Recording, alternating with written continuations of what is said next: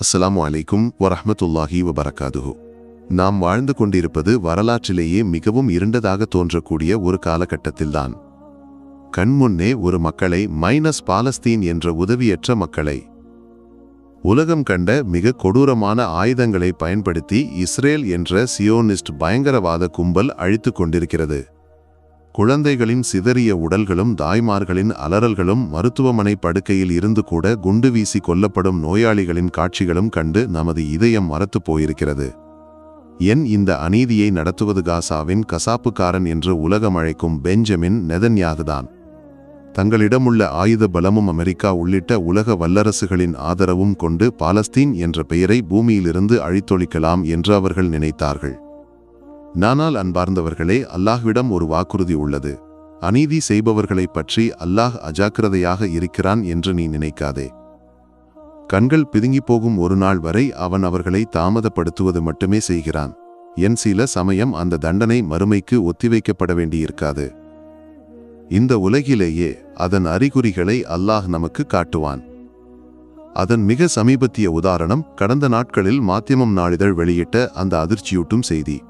இஸ்ரேலின் சொந்த நாடாளுமன்றமான நெசட் வெளியிட்ட புள்ளி விவரங்களின்படி 2024 தொடங்கியதிலிருந்து மட்டும் அதாவது இந்த இனப்படுகொலையின் கொடூரம் அதிகரித்த பிறகு 279 இஸ்ரேலிய இராணுவ வீரர்கள் தற்கொலை முயற்சி செய்துள்ளனர். 279 பேர். இது போரில் இறந்தவர்களின் எண்ணிக்கை அல்ல, தாங்கள் செய்யும் கொடூரங்களின் சுமையை தாங்க முடியாமல் தங்கள் உயிரை மாய்த்து கொள்ள முயன்றவர்களின் எண்ணிக்கை. இந்த செய்தியை நாம் காசாவிலிருந்து வரும் காட்சிகளுடன் இணைத்து வாசிக்க வேண்டும். ஒரு பக்கம் இஸ்ரேல்.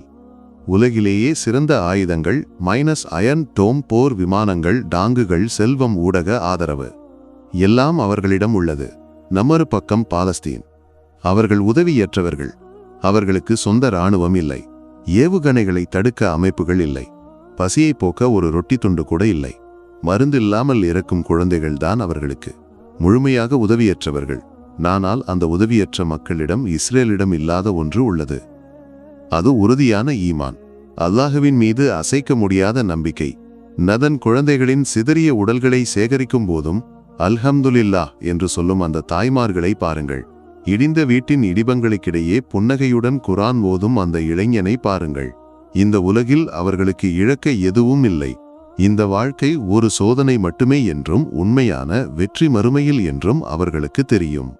அதனால் உலகம் முழுவதும் கைவிட்டாலும் அவர்கள் தங்கள் நம்பிக்கையை கைவிடவில்லை. அவர்களது வலிமை ஆயுதங்கள் அல்ல, அவர்களது தவக்குல் தான். இப்போது அந்த 279 இராணுவ வீரர்களிடம் திரும்புவோம். நெதன்யாகுவும் அவரது கூட்டாளிகளும் செய்யும் கொடூரங்களை நிறைவேற்றும் பொம்மைகள்தான் அவர்கள். ஒரு குழந்தையின் மீது சுட, ஒரு மருத்துவமனையின் மீது குண்டு வீச, அகதிகள் முகாமில் தீ வைக்க எத்தகைய மனச்சாட்சி வேண்டும்? மனிதத்தன்மை முழுமையாக மறத்து போனவர்களால் மட்டுமே அது முடியும். நெதன்யாகு அவர்களிடம் சொன்னது, நீங்கள் ஒளியின் மக்கள் என்றும் அவர்கள் இருளின் மக்கள் என்றும். ஆனால் என்ன நடந்தது? அந்த இராணுவ வீரர்கள் இரவில் தூங்கச் செல்லும்போது அவர்கள் கொன்ற குழந்தைகளின் முகங்கள் அவர்கள் கண்முன் தோன்றுகின்றனவோ? அவர்கள் இடித்த வீடுகளிலிருந்து எழுந்த அலறல்கள் அவர்கள் காதில் ஒலிக்கின்றனவோ? எவ்வளவு மது குடித்தாலும் எவ்வளவு போதைப் பொருள் உபயோகித்தாலும் தங்கள் மனச்சாட்சியின் நீதிமன்றத்திலிருந்து அவர்களால் தப்ப முடியவில்லை. தாங்கள் செய்வது வரலாற்றிலேயே மிகப்பெரிய தவறு, மிகப்பெரிய அநீதி என்று அவர்களது உள்ளத்தின் உள்ளே ஒரு குரல் சொல்கிறது. அந்த குற்ற உணர்வுதான் அவர்களை தங்கள் துப்பாக்கியை எடுத்து தங்கள் நெஞ்சில் சுட்டுக்கொள்ள தூண்டுகிறது. அன்பார்ந்தவர்களே, இதுவே அல்லாஹ்வின் நீதி. அல்லாஹ்வின் தண்டனை பல வடிவங்களில் வரும். சில சமயம் அது இயற்கை பேரிடர்களாக இருக்கலாம். சில சமயம் அது எதிரிகளின் வடிவில் இருக்கலாம். ஆனால் மிகப்பெரிய தண்டனைகளில் ஒன்று அல்லாஹ் அவர்களது மன அமைதியை பறித்துக் கொள்வது, அவர்களது இதயங்களில் பயமும் ஏமாற்றமும் நிரப்புவது. நெதன்யாகுவால் தன் இராணுவ வீரர்களுக்கு கொடிய ஆயுதங்களை தர முடியும். ஆனால் அவர்களுக்கு மன அமைதியை தர முடியாது. அயர்ன் டோம் கொண்டு பாலஸ்தீனியர்களின் பலவீனமான ராக்கெட்டுகளை தடுக்க முடியும். ஆனால் தங்கள் இராணுவ வீரர்களின் உள்ளே புகுந்து செல்லும் பயத்தையும் குற்ற உணர்வையும் தடுக்க எந்த தொழில்நுட்பமும் முடியாது. இஸ்ரேல் இன்று உடைந்து கொண்டிருக்கிறது.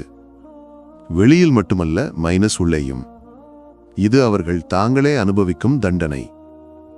பாலஸ்தீனியர்கள் தங்கள் நம்பிக்கையால் வென்று கொண்டிருக்கும்போது இஸ்ரேல் தங்கள் கொடூரத்தால் தாங்களே அழிந்து கொண்டிருக்கிறது. நகாசாவில் உள்ள சகோதரர்களுக்காக நமது பிரார்த்தனைகளை தொடர்வோம். அல்லாஹுவின் உதவி தொலைவில் இல்லை. நிச்சயமாக பொறுமையாளர்களுடன் தான் அல்லாஹ் இருக்கிறான். நவஹிது தஅவானா அனில் ஹம்துலில்லாஹி ரப்பில் ஆலமீன். அஸ்ஸலாமு அலைக்கும் வரஹ்மத்துல்லாஹி வபரகாதுஹு.